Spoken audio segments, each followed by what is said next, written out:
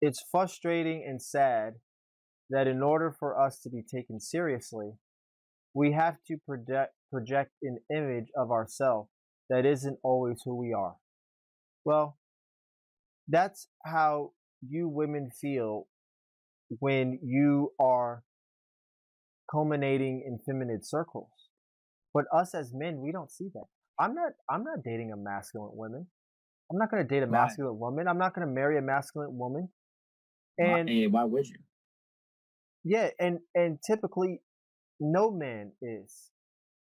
No man is not. Especially one that you value to marry. The man that you would vet for marriage, you would want to that type of man. So not obviously not any man, but just the men that you would vet would not want to date a masculine woman. I would say that to be more careful, direct.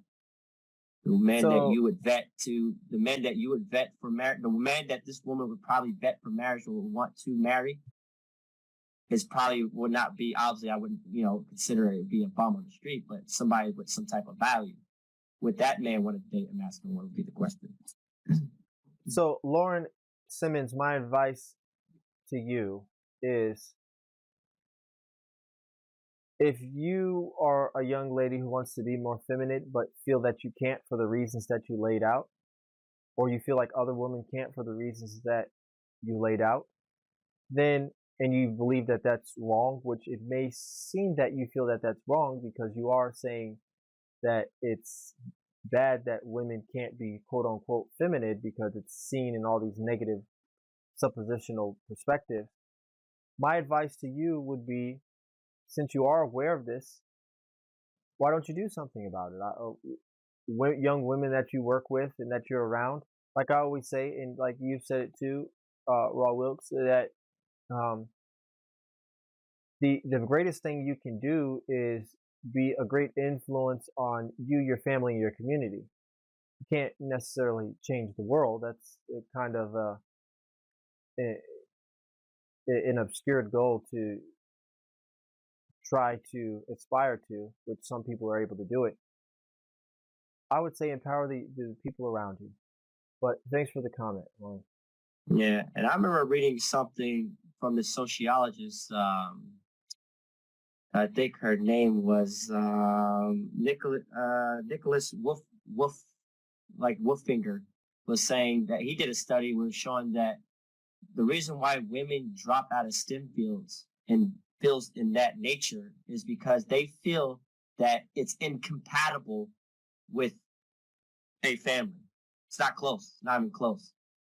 That academic career is incompatible with starting a nuclear family, or starting a Yeah, family, or having a family.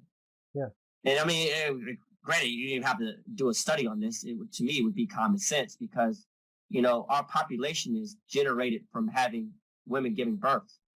yeah. It's one of the most important things. This is why we have a civilization, Right, because women are having children. right. And to me, that's more important than having more women get into academic STEM fields that are already being done in general that has no utility than actual kids being born, children, that continues our existence. I mean, Right. the only reason, and I don't want to say the only reason, but the main reason why we're even here, existence as a species, is to procreate. Yes. So it's like when you talk about these things, you're taking away one of the biggest things that we rely and depend on as a species is for Yeah. women to continue to have children and bear children. You know, And no it's on person it's has it. and it's on the downturn Yeah, population's declining. because of these Yeah, reasons. Because of these because of these reasons. reasons. So we can make the argument saying that actually it goes against your argument. We'll say it goes against the actual Biology. there you go, yeah, biology, yeah. And I You don't, again, to answer her question, I don't see it as a negative. I see it as what I see, in my opinion, is that you're putting feminine traits that don't work in masculine industries, and then you're complaining about why they don't work. Yeah, you know what? You don't get respect for being feminine in a when you're looking on the front line of infantry. Yeah, maybe I won't respect you that you have a feminine traits, and I got to do a job that requires a competitive, aggressive edge. You know what I'm saying? So when you look at that, should I respect feminine traits? Now, see what I'm saying? Now, see how the conversation looks? And then maybe in other words, like, hey, you're supposed to be a guidance counselor or something. You're too aggressive and hard. You're thoughtless. Okay, maybe that masculine trait doesn't fit that position, and then we don't have respect for that person because he's not getting good outcomes. But feminine traits don't have good outcomes in every industry. That would be my take on it. It's like your feminine traits don't have good outcomes. In certain industries, yes, I would say I probably wouldn't respect feminine traits in certain industries. And we could go over those industries, but there's going to be certain industries that, yeah, you wouldn't get respect because they don't work. And that goes for guys and girls, because to be correct, a man can be feminine, correct? Because it's just traits. It's not a biological thing. It's a trait. So you could be a man and have feminine traits and still not get respect in a masculine industry. So that's kind of how my take is on it. It's like you're saying in a blanket, and I'm saying that yes, there's certain fields, teaching, nursing, guidance counselor, therapists, massage therapists, a lot of industries that women dominate, and these require feminine traits, but no one says nothing about those. You're questioning the other jobs, the STEM, the science, the technology, engineering, the mathematics, and these fields that, okay, women are not getting respect in those fields. You got to ask yourself why.